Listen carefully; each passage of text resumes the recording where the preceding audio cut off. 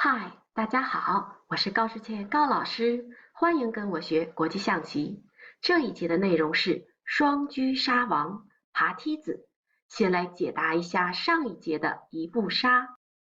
第一道题，白方走的是象吃G7。第二道题，白方走的是后 G8。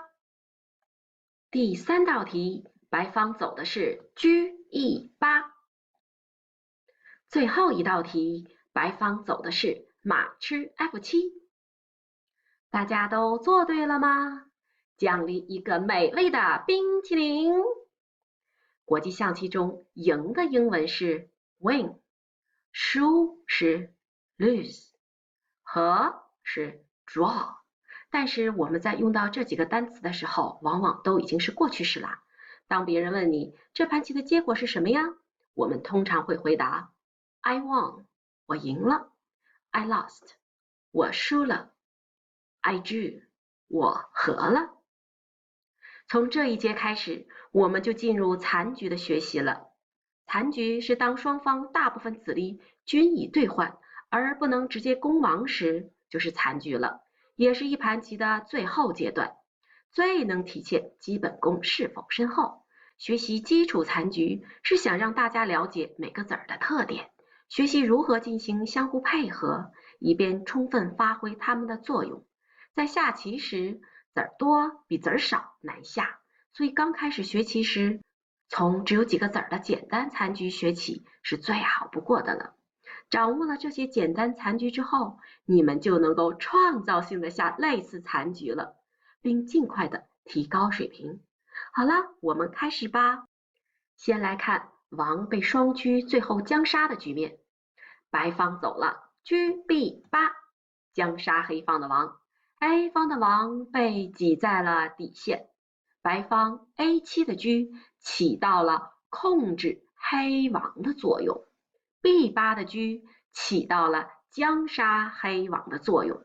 注意看这两个车哦，一个在前，一个在后，一个在左，一个在右，两个车相互配合，完成了杀王的任务。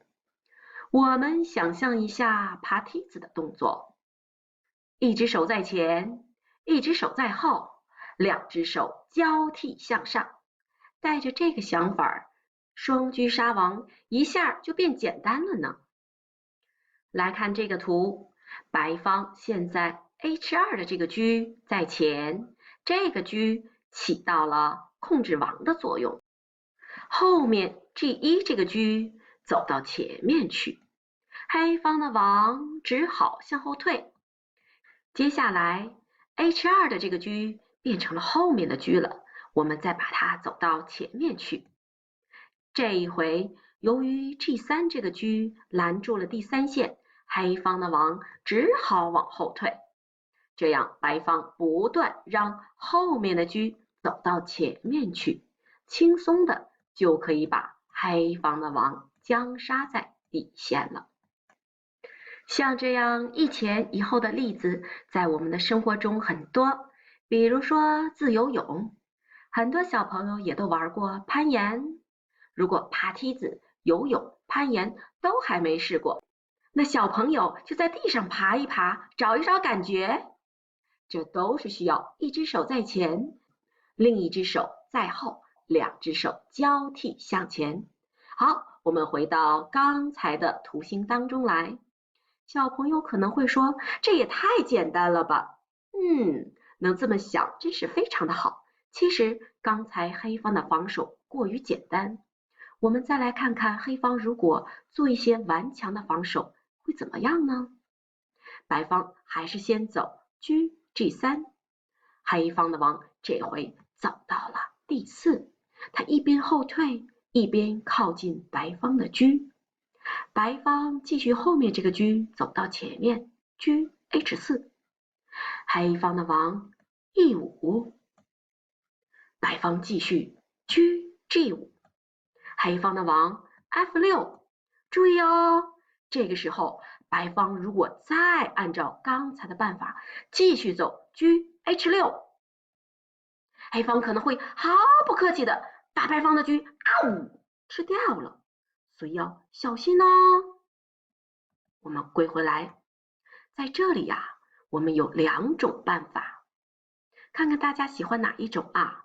第一种呢，是把这个车远离黑方的王，离得越远越好，但是不要离开这个横线，因为我们还要起到继续控制这个王，不让他逃跑的这个任务。那黑方的王也许会继续的靠近另外一个车，那另外的一个车当然不能继续将喽，否则也会被黑方的王吃掉。那我们这个车像刚才那个车一样，也是要远离黑方的王。走到这里，看，走得越远越好，但是注意哦，它放的位置一定跟另外的一个车保持一前一后，一左一右。这个时候我们千万不要把车走到 A4 这个位置，因为你要再往前走，哎呀，你挡着我啦，我要踩你的脚后跟啦，哎呦，这就是一种不协调啊，所以我们要走在另外的一条线上。这个时候黑方的王可能继续在往这边靠近，没关系啦，我们已经离他很远了，我们继续将一前一后，一左一右，耶！把黑方的王将杀在底线，我们又赢了。我们再来看看第2种方法，白方 G 线的这个车对后面这个车说：“兄弟，帮个忙。”后面的车说：“没问题呀。”这样车走到了 H5，这样呢就帮助 G 线的车不被黑方的王吃掉。黑方也许会走王 E6，然后我们再随便用这个车或者另外的一个车走到前面去，将黑方的王也许又过来抓你的车，你得继续说：“哎，兄弟，帮个忙哎。”后面这个车说：“没问题，来了。”他再走到这儿，2个车真是人多力量大。黑方的王一看，哎呀，吃不了了，走开吧。如此2个车就稳稳的将杀黑方的王。耶！2种杀王的方法用哪个都行，只要能够将杀黑王。但是呀，高老师觉得第2种方法更加适合初学的小朋友，虽然有点慢，但是真的很好用。在将杀王的过程中，注意要按照一个方向去将王。比如说，当我们已经确定了把黑方的王向底线撵的时候，就要保持住这个方向，一直把黑方的王往底线撵，中途尽量不要改变方向。比如说，我们可能会想起来横着将了一下，那可不好办啦。这爬梯子的时候突然横着来一下，那不掉下来才怪呢。最后还是将杀黑王，但是难度有所加大。在下面的几个图中都是白方先走，要求用2步棋来将杀黑方的王。好，我们下一期再见。